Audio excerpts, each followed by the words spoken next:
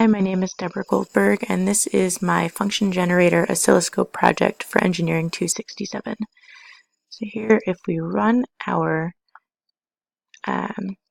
program, we can see the time down here. Here's our sine wave, and we can change the amplitude and the offset as well as the frequency. And we can change to a DC wave, sawtooth, and a square wave, and we can add noise as you see here.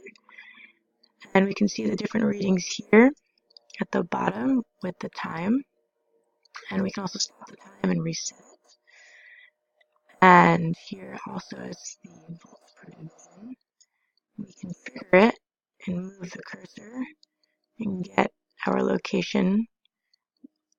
We can turn off the trigger. We can also change the intensity. And you can see the FFT as well, especially if we change the amplitude.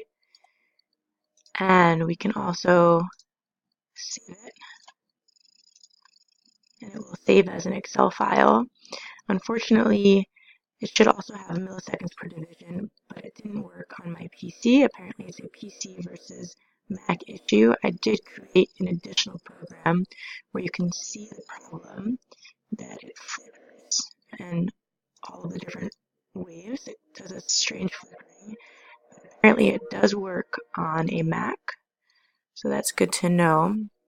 So we can just turn that off. Here's the one that does work. And I think that about covers it. Thanks for watching.